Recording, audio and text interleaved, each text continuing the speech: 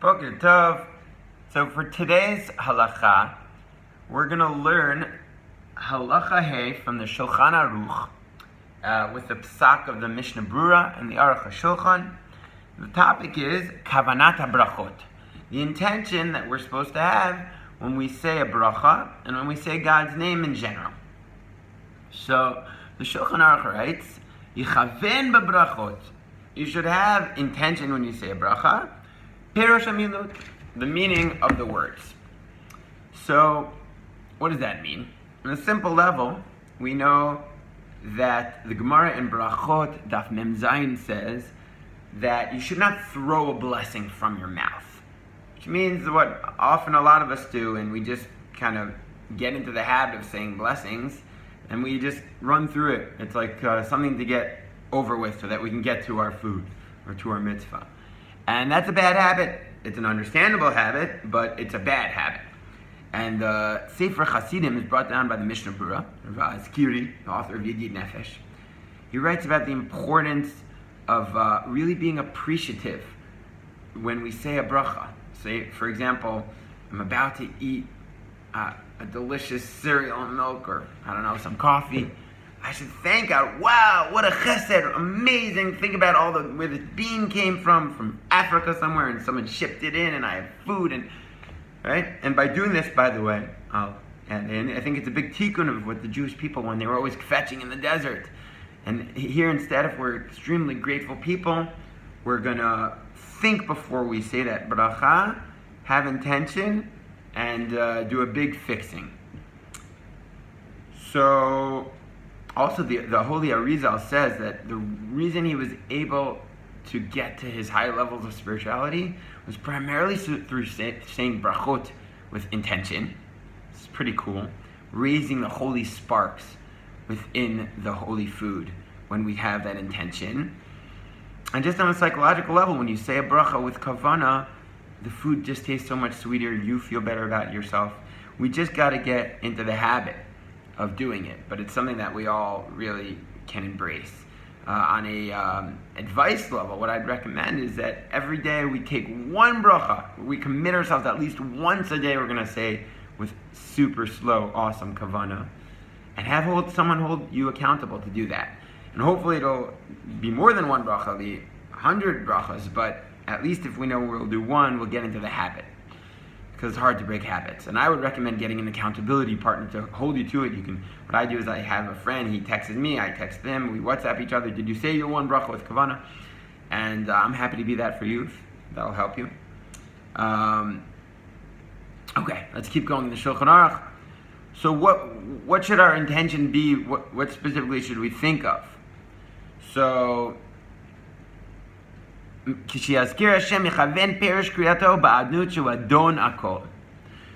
on the simple level, even though it's written Yud K Vav K, God's name, we don't read it like it's read. We read it like we pronounce it the way we say it, which is Ado, right? Not Yud K Vav K.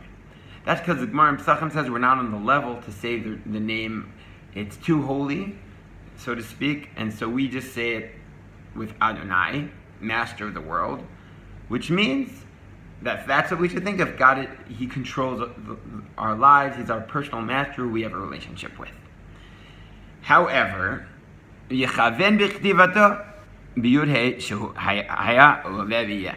Shulchan Aruch Rav Yosef Karo writes, we should also have in mind that He is, was, and always will be, and He's beyond time, which I can't even fathom what it means to be beyond time. But we should also have an intention when we say God's name. Now, the Mishnah Brura points out that the Gra thought that this is, according to the Omek Adin, you don't have to have both intentions. It's too much to ask. Just say Adonai, Master of the world, every time. There are those, like the Eshel Avraham, who want to suggest that maybe the first bracha you say in the day have the intention of is, was, always will be Master of the world, and that should count for every time I say God's name. And there are those who say, like Rav Kanievsky says, nah, that doesn't work. You have to actually have intention every single time. You can't do a little Tanai. I'd say either way is good. However, the Mishnah Brura does write that when you're saying Kriyat Shema during the first pasuk of Kriyat Shema Yisrael, Hashem Elokeinu Hashem Echad, you should have intention for both intentions, specifically in Kriyat Shema. Okay. Shulchan Aruch finishes, when you say the word Elokim, have intention that He's powerful and He can do whatever He wants. Which means El is a language of strength. We should have the intention that God is our personal master, but He's also extremely powerful. We have to have both the Yira and the Ava built in every time we say God's name. Now, the Aruch HaShulchan, Rabbi Yechiel Michael Epstein, was a contemporary of the Mishnah Brura. And he writes about the meaning of the words Baruch Atah. He says, Baruch doesn't mean that God needs our blessing. But the way that God set up the world is that we somehow strengthen the Pamalia Shamala, the spiritual world, when we say that blessing with intention. And then it's like the Ora Choser, it ricochets back into our lives. Through blessing God, the blessing comes back into us by recognizing that blessing. And we're creating a vessel to receive that blessing. And really, God loves us. He's our loving Father. And the only question is, do we have the vessels to receive that blessing? Rabbi Nachman talks about that a lot. So when we're saying Baruch, we're opening up our channels to receive the blessing. And then we say Atah, and we don't mean according to His essence. We don't understand God's essence. But according to His actions, we understand God. And like Rav Aryeh Kaplan talks about it in his amazing work, Jewish Meditation, we should really think when every time we say the word Atah, wow, I'm standing in the presence of God. Imagine that. Imagine if we had that intention once a day, to really feel like we're standing in the presence of God. They say about Rav Levi Yitzchak Berditchev that he would just get up to the word Atah and then he'd faint. Because like, oh my God, I'm standing in the presence of God. Gewalt. So that's a little bit of the halacha and of saying God's name with intention. Just to quickly review, Baruch Atah, blessed are you. You're the source of blessing. We're sending that light into our lives, into the lives of all of Am Yisrael, B'Shem Kol Yisrael. We're drawing this blessing down. We're recognizing we're standing in the presence of God. Hashem, we should have intention that He's the master of the world, and in Kriyat Shema that He is, was, always will be.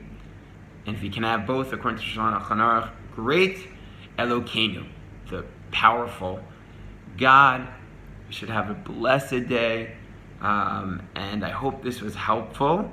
And if you did find it helpful, please let me know. I'd love to get feedback and questions and likes. And you can subscribe to the YouTube page if you want to keep getting these halachic messages. And also we have Gadol stories and miracle stories and all sorts of awesome Torah coming down to the world. Have an amazing, amazing day.